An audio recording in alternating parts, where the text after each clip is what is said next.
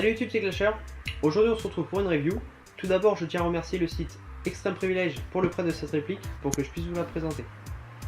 Donc la réplique c'est la M4CCR de chez Amoeba, donc fabriquée par Ares. Amoeba est une gamme de répliques avec un design que j'aime assez. Donc c'est une M4 Tactical Pistol Series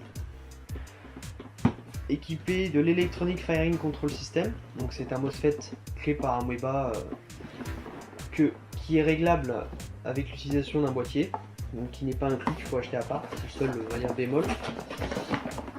Donc à la boîte on peut voir d'autres modèles, donc je vous mettrai les photos pour que vous les voyez un peu mieux. Donc là on voit le boîtier en question qu'il faut acheter à part pour pouvoir régler son MOSFET si on vous met du tir par 3 à la place du full, à la place du semi. Divers garde-mains si vous voulez changer votre garde-main pour en mettre un autre. Hop. Donc une boîte vraiment très simple, un fascicule en français, un éclaté de la réplique, ce qui peut être utile pour ceux qui veulent démonter leur réplique eux-mêmes. Je vais mettre ici la vidéo de l'unboxing du colis Extreme Privilege ainsi que dans la description. Alors, vous avez un chargeur métal high cap 300 coups, la réplique avec une poignée et c'est tout. Vous n'avez pas de tige de débourrage, de batterie ou de chargeur de batterie. Donc voici l'engin, vraiment très compact, très léger aussi, hein.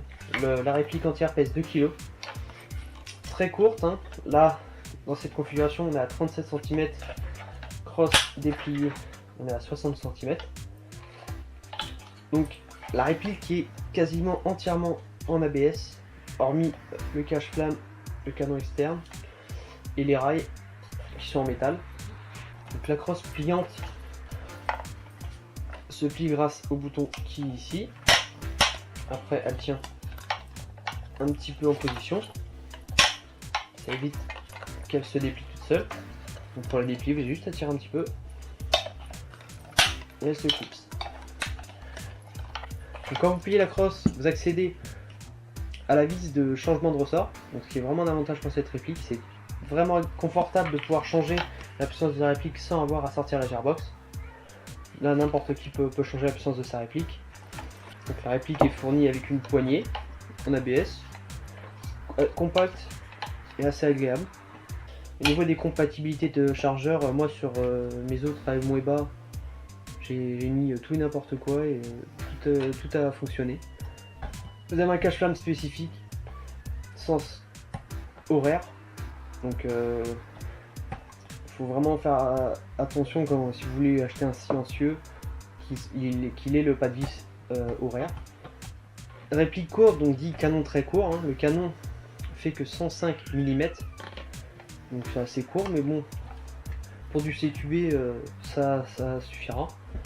La réplique dispose de deux organes de visée. Donc le rail supérieur est en ABS et en dessous le rail supérieur c'est là qu'on vient loger la batterie. Vous avez deux boutons à presser, vous tirez, voilà, et vous avez accès au lancement de la batterie. Donc ce qui est prévu pour cette réplique c'est les batteries stick, donc les batteries type AK, mais la réplique d'origine est conçue pour tenir à la lipo, donc vous pouvez passer à la 11.1 si vous voulez, la réplique tiendra.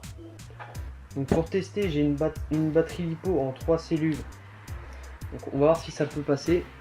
Moi je ne pense pas, ouais, ça ne veut pas passer.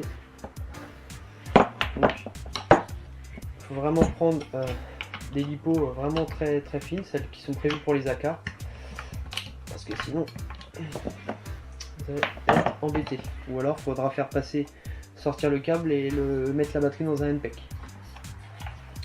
Donc levier d'armement factice, il sert juste à faire reculer la culasse pour pouvoir accéder au réglage du hop-up.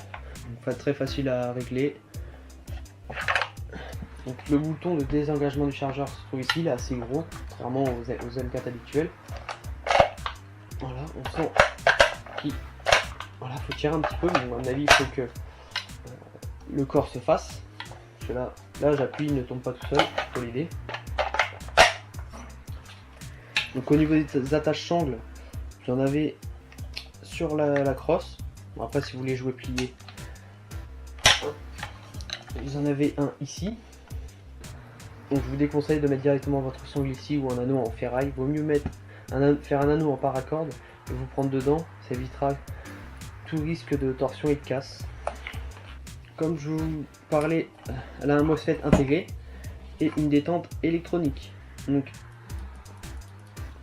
le chemin de la détente est vraiment très court. On entend comme un clic de souris, ce qui va vous permettre d'avoir une réactivité vraiment très intéressante et une course de détente vraiment minime.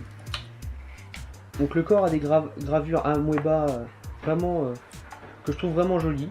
Donc voilà, c'est des marquages fantasy, mais personnellement j'aime bien. Donc vous avez leur logo vraiment un peu partout. Donc je trouve que Amoeba en fait c'est le logo Mapool à la sauce Ares. Ça ressemble vraiment à ça. Vous le retrouvez même à l'arrière, au-dessus, en dessous de la vis de changement de ressort. Donc pour la gearbox, c'est une gearbox type V2 mais spécifique à ce modèle. Dans mon autre Amoeba, j'ai déjà essayé de mettre une gearbox V2 standard, ça ne rentre pas. Vous ne pourrez pas remettre le upper Amoeba. De même pour le MOSFET Amoeba, il est vraiment spécifique à sa gearbox. Vous ne pourrez pas le mettre sur une autre gearbox ou mettre un autre MOSFET dans cette gearbox Amoeba. La gearbox de la Amoeba est entièrement renforcée, ça va de bushing de 8 mm à piston full dent acier, tête de piston ventilé sur roulement, et pour une meilleure performance, elle est équipée d'origine un moteur high torque. Donc je vais vous faire écouter le bruit de la réplique. Donc pour le test, j'utilise une Malipo 11.1.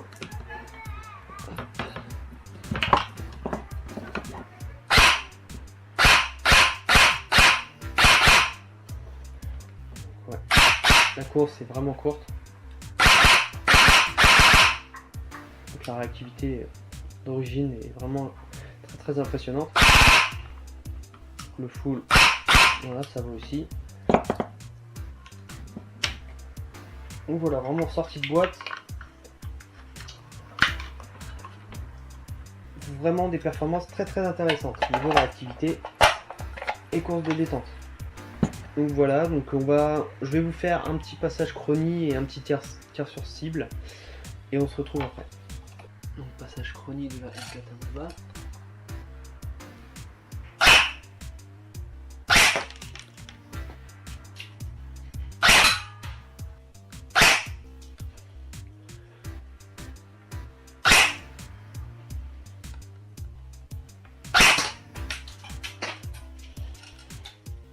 « 360 fps en moyenne, je trouve ça un petit peu beaucoup pour une réplique de CQB.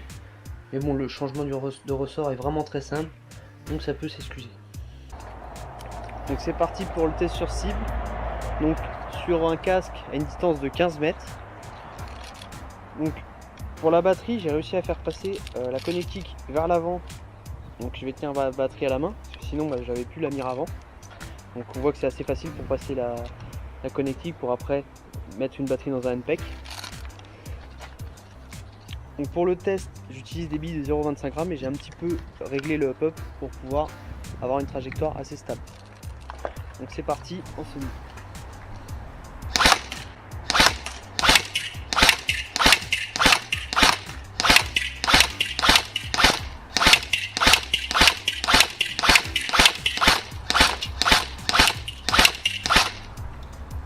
Coup de full.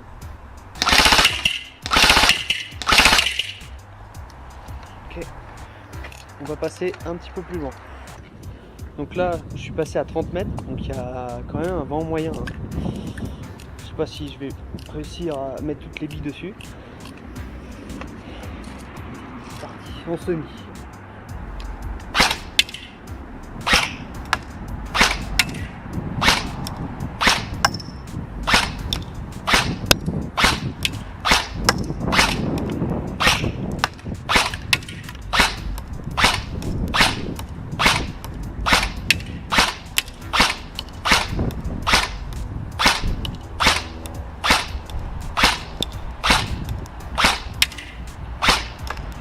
J'arrive à l'atteindre mais difficilement. Avec le vent, on va mettre un coup de foule.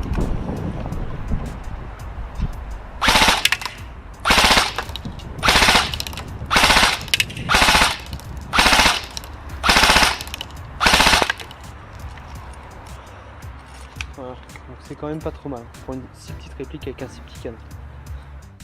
Donc voilà, j'espère que cette review vous a plu, vous a donné envie de vous procurer une Amoeba. Donc personnellement j'en ai deux et j'en suis vraiment satisfait. Donc j'ai mis tous les liens dans la description, que ce soit la boutique Extreme Privilege, leur Facebook.